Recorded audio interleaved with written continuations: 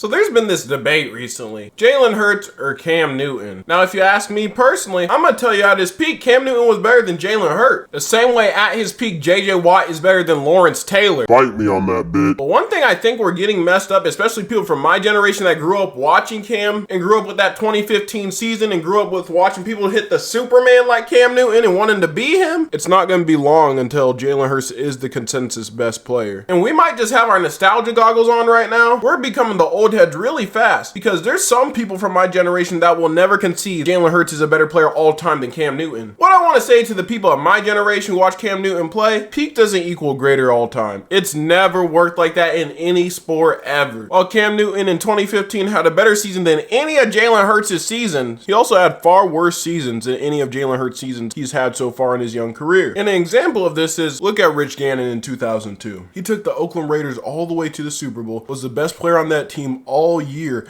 Hell, he won NFL MVP. The thing is, you don't know Rich Gannon maybe because he lost that Super Bowl. Terribly, might I add. Something you can kind of see in Cam Newton, MVP, best player on the best team, and lost the Super Bowl. But compare Rich Gannon to Eli Manning. Eli Manning led the league in interceptions 3 times in his NFL career. Eli Manning threw 20 plus interceptions 3 times in his career. Eli Manning only made 4 Pro Bowls in his career. Eli Manning never made an All-Pro team in his career. Eli Manning in 2018 threw 18 touchdowns with 27 interceptions. Eli Manning's best year of his career was 2011, where he threw 29 touchdowns to still 16 interceptions. But because this nigga got 2 rings, my nigga, which one are we arguing should be in the Hall of Fame? Rich Gannon, who peaked higher than Eli Manning, had a better peak, has an MVP, has an All-Pro, never threw 20 plus picks in his goddamn career. Or Eli Manning, who's only made 4 Pro Bowls, never made an All-Pro team, led the league in picks 3 times in his career. We're giving Eli Manning the argument for the Hall of Fame. That's how far accolades such as rings can carry you. Especially if you're at least a decent quarterback and you win over 1 ring, you're gonna be argued for the Hall of Fame at some point in your career. Point blank period. That's just how it's worked in NFL history so far. Name me a quarterback that's won 2 rings and isn't in the Hall of Fame or isn't considered to be in the Hall of Fame. I really can't think of one. So the consensus now is Cam Newton is the better football player. He peaked higher, won an MVP, and Jalen Hurts might not even touch the season that Cam Newton had. But I'm telling you guys, my nigga, he doesn't fucking have to be considered better than Cam Newton. If this dude passes Cam Newton in rushing touchdowns, passes him in passing touchdowns, in every single stat imaginable, but doesn't make an All-Pro team MVP but has more Super Bowls than him, NFL history tells us we'll view Jalen Hurts as a Hall of Famer, bare minimum, something we don't view Cam Newton as we stand right now. All this to say, if you think because Cam Newton peaked higher than Jalen Hurts and that's the only thing he has on him, and you think Jalen Hurts will never pass Cam Newton, you're just fucking wrong. Probably also digging your butt. And there's other examples like this in sports. Take Kobe Bryant and Allen Iverson for an example. Shooting guards both drafted in the same NBA draft. We view now as Allen Iverson as a stat pattern, as an inefficient scorer, and Kobe Bryant as an all-time great, top 10, top 5 all time. I don't say that about Allen Iverson to be a hater or anything. Trust me, he's my favorite player in NBA history. But what if I told you at one point in their career, Allen Iverson was viewed as the better player and the greater player so far in his career. But through their first 5 years in their career, Allen Iverson averaged more points, more assists, more steals, had more All-NBA first teams, and even had an MVP over Kobe Bryant. Allen Iverson was averaging 26 points per game through the first 5 years of his career to Kobe Bryant's 18 points per game through his first 5 years. Not to mention, like I said, Allen Iverson's averaging 5 assists per game compared to Kobe Bryant's 3.4 assists per game. And considering Allen Iverson had an MVP on his team and didn't have a Shaquille O'Neal averaging 38 in the NBA Finals, people were thinking Allen Iverson was the better player and was going to be the better player. But since Kobe Bryant was in the better situation and the consistency that LA Lakers have over the Philadelphia 76ers and the rings Kobe won, the All-NBA teams Kobe got, the MVP he eventually got, he got Pau Gasol on his team, he got players that complimented him. We consider Kobe Bryant better at all time. And it makes fucking sense, my nigga. I'll powerbomb your grandma if you argue with me Allen Iverson's better than some Kobe being Bryant, bro. Real shit. But at a point in time, my point is, Allen Iverson peaked higher than Kobe Bryant. Okay, so I completely lost the plot here. I think my point was comparing Allen Iverson and Cam Newton as players that peaked really high earlier in their career compared to Jalen Hurts and Kobe Bryant, who might have not had individual success like Cam Newton and Allen Iverson early on in their career, but eventually Kobe became better than Allen Iverson based off sheer accolades and sheer career success to come after their first 5 years. Essentially saying, just because Cam Newton has peaked higher so far than Jalen Hurts doesn't mean he'll always be better. My other point is Michael Thomas and Mike Evans. In Michael Thomas's prime, you could not argue Mike Evans was a better wide receiver. Michael Thomas had the most reception in a season in NFL history. He was first team All-Pro. To start his career off, he had 1,100 yards, 1,200 yards, 1,400 yards before his final season of being great, having 1,700 yards. At his peak and during the time, if you compared Michael Thomas to Mike Evans, no one's telling you Mike Evans is the best wide receiver in the league like Michael Thomas was. Granted, Mike Evans had some really good seasons, but he didn't peak like Michael Thomas peaked. You feel me? And really, if you insinuated Mike Evans was better than Michael Thomas back in the late 2010s and early 2020s, people would have probably literally ripped you in fucking half, my nigga. I ain't even joking. That's damn near brain dead. I ain't gonna hold you. Mike Evans never got injured. Mike Evans kept having 1,000-yard year after 1,000-yard year after 1,000-yard year. Who's greater all time, Michael Thomas or Mike Evans? Mike Evans. You're stupid if you think Michael Thomas is greater. Because while peak is so great for a player, while your peak is you at your best, at some point, if your longevity is good enough, if you burn at 95% of the light for 2 times as long, you're considered greater. It's been that way consistently in every sport I can think of. But you could bring this back to the Jalen Hurts and Cam Newton thing. Cam Newton couldn't stay on the field. Fuck you, TJ Watt. And he couldn't stay healthy enough to compete at a high enough level to be the great quarterback we know he could be and we saw he could be in 2015. On the other hand, you got Jalen Hurts, a young quarterback. He's been to 2 Super Bowls. He won 1 Super Bowl. He puts up decent enough stats to be considered a top 10 quarterback or a top 5 quarterback. And if he keeps going with his less physical style of play compared to Cam Newton, he's gonna eventually be considered greater all time, whether you think it's justified or not. I shit you not. That will be the consensus here soon enough. One second, who's the best running back of the 2000s? You might say LaDainian Tomlinson, but a lot of you probably thought of Marshall Faulk off rip. Who's greater all time? Terrell Davis or Marshall Faulk? You're gonna say Marshall Faulk. But in their prime, Terrell Davis was the best back in the league and he had the greatest peak in NFL history at his position, and I won't take any fucking arguments with it. In their first 5 seasons in the NFL, Terrell Davis played a season less than Marshall Faulk. Terrell Davis had 1,300 more yards than Marshall Faulk. Terrell Davis almost averaged 1 more yard per attempt than Marshall Faulk. He had 16 more rushing touchdowns. He had more All-Pros. He had more MVPs. He had the greatest single running back postseason of all time. But Marshall Faulk is ranked higher than him, and I would kind of have to agree. While peak for peak, Marshall Faulk and Terrell Davis is dominated by Terrell Davis, since Marshall Faulk didn't get injured after his 6th season in the NFL and didn't end his career in under 8 seasons, like unfortunately happened to Terrell Davis. He's considered greater all time. He has more rushing yards all time. He has more rushing touchdowns all time. He passed in every stat possible, and no running back in NFL history really has a better peak than Terrell Davis. But you would look goofy if you were arguing Terrell Davis is better than Marshall Faulk all time. That's just not how all-time debates work. If you're arguing peak for peak, that's an argument. But if we're arguing all time like we do with Jalen Hurts and Cam Newton, it's going to be hard in 3 years to say Cam Newton is better than Jalen Hurts as he passes him in every conceptual stat and accolade. This is what I like about this topic, because this goes more than just football. This is about life as well. If you can lay some excellent wienering for about 10 years, but after those great 10 years with your wife, you have to start popping blue chews and those might work, you're not going to be greater all time in the bed game when it comes Laying that shit down. when it comes to snoodly poo than a nigga that lays consistently good 5 out of 10 vanilla pipe for 30 years straight into his 70s, my nigga. That's just not how that works. So my point is, peak doesn't equal greatness. And with that being said, that's going to be the end of this video. Like, comment, subscribe, and I'll catch y'all boys later. Peace.